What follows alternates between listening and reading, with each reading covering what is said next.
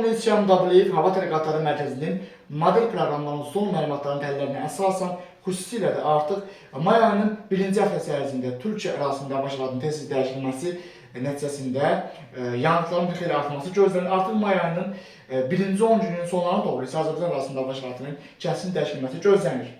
Çünki Qara dəniz ərazisindən və Aralıq dənizindən daşınan rütubətli havanın artıq Qafqaz ərazisinin soyuq hava ilə toqquşması fonunda may ayının artıq 4-dən başlayaraq Azərbaycan əksər rayonlarında yanğınların intensiv olması ehtimalları var. Nəticədə çaylardakı susuzluğun bir qədər artması gözlənilir. Artıq iqlim dəyişikliyi nəticəsində region ərazisi əvvəlki dövrlərdə əgər isti hava dalğalarının təsiri altında tez-tez qalırdısa, artıq 2026-cı ildən başlayaraq region ərazisi, Qafqaz ərazisi xüsusilə də artıq tez-tez soyuq havanın təsiri altında qalır və bu soyuq hava da rütubətli havalarla toqquşaraq Qafqaz ərazisində yanğının bir xeyli artması səbəb olur. Ümumilikdə may ayının həm birinci 10 günlüyünün sonlarına doğru, həm də mayın ikinci və üçüncü 10 günlüyündə də Qafqaz ərazisində hava şəraitinin tez dəyişilməsi gözlənir. Həm də başda da küləklərin tez güclənməsi nəticəsində bir günlük, 2 günlük mülayim hava şəraitindən sonra hava şəraitinin tez dəyişilməsi gözlənir. Bu barədə yenilənmiş məlumatların təhlilləri kanalda yanmayacaq.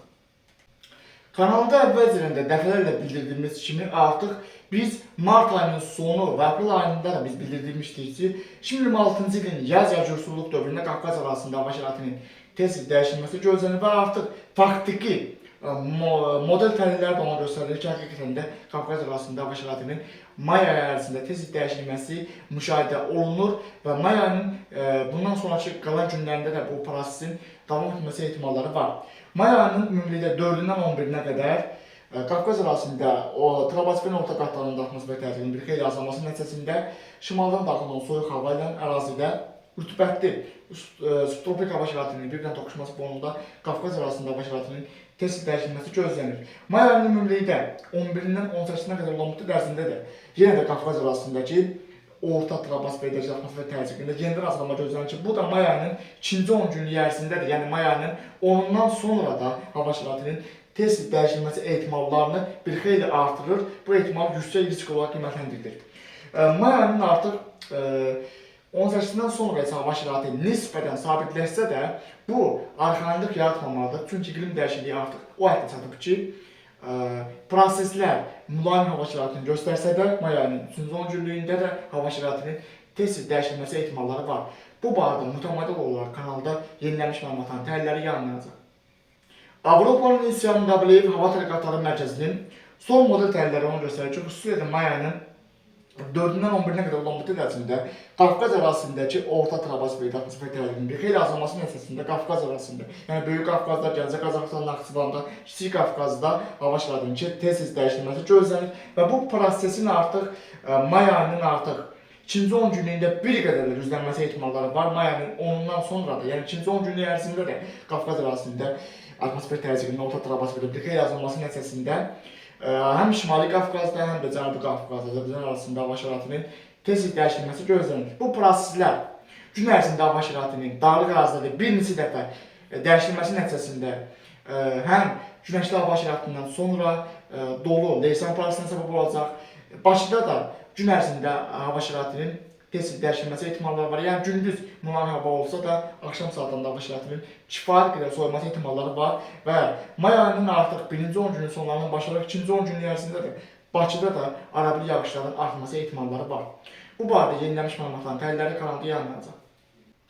Avropanın İsyan Davleyev Hava Tədqiqatları Mərkəzinin model proqramlarının ən son təhlillərinə əsasən may ayının 4-nə qədər olan müddət ərzində əsasən Azərbaycanın Böyük Qafqaz rayonlarında, Gəncə, Qazaxda, Kiçik Qafqazda, Naxçıvanda və Cəlilabad arasında hava şəraitinin, yəni Azərbaycanın dağətəyi və dağlıq ərazilərində hava şəraitinin may ayının 4-nə qədər olan müddət ərzində tez dəyişilməsi gözlənir. Bu proses lokal xarakterli leysan yağışları, lokal dolu və şimşək çaxmasına müşahidə edilə bilər. Eyni zamanda Bakıda da küləklərin tez güclənməsi gözlənir. May ayının artıq 5-dən başlayaraq isə Böyük Qafqazdakı yanğınların artıq bir qədər də intensiv və güclü olması ehtimalları var. Çünki yerli hava axınları ilə şimal-qərbdən daxil olması gözlənilən rütubətli və mövsüm xarakteri olmayan soyuq havanın artıq Azərbaycan arasında daxil olması nəticəsində may ayının 5-dən başlayaraq isə prosesin bir qədər güclənməsi gözlənir. Bunun bir sıra riskləri var. Bu risklərdən biri də ondan ibarətdir. Kürçanın yuxarı axında, Kürçanın aşağı axında, Varaz çayında susuzluğun bir qədər də artması və dağlıq çaylarda da sululuqda bir xeyli artma ehtimalları var. Bu şirin su ehtiyatının artması mənasında müsbət amil olsa da, xüsusilə də kül ətrafı dayaz ərazilərdə, düzən ərazilərdə su basma hadisələrinin yenidən təşkillanması ehtimalları da var. Bu riskləri nəzərə almaq lazımdır. May ayının artıq birinci 10 günün sonlarına doğru, xüsusilə də may ayının artıq 5-dən başlayaraq Azərbaycanın mərkəzi Aran rayonlarında da havada bulunduğun lokal artması və yağıntıların intensiv olması ehtimalları var. Bakıda may ayının 4-ə 5-nə qədər olan müddət ərzində küləklərin, yəni cənub və şimal küləklərinin Abşeronda tez güclənməsi nəticəsində Bakıda havanın gün ərzində bir neçə dəfə dəyişilməsi ehtimalları var. Yəni 1-2 saatlıq günəşli hava şəraiti olsa da hava şəraitinin tez dəyişilməsi gözlənilir.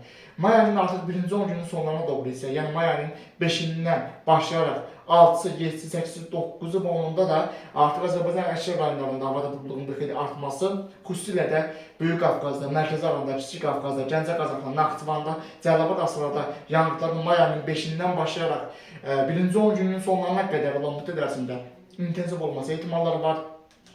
Hətta may ayının birinci 10 günün sonlarına doğru Abşeronda da buludluğun bir xeyli artması nəticəsində Leysan krateri yağışın yağması, şimşəyin çaxması ehtimalları da var.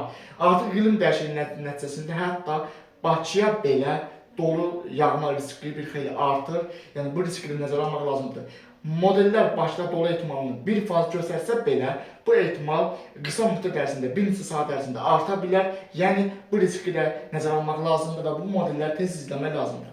May ayının artıq 6-sı və 7-sində də Azərbaycan arasındakı yağıntıların arabir intensiv olması ehtimalları var və bu prosesin fasilələrlə may ayının birinci 10 günün sonları, ikinci 10 günlük ərzindədir. Yəni may ayının 10-dan sonra da bu prosesin fasilələrlə Qafqaz arasında aktiv olması nəticəsində Qafqazın ümumilikdə şimalında və Qafqazın cənubi Azərbaycan arasında hava şəraitinin tez dəyişilməsi gözlənilir.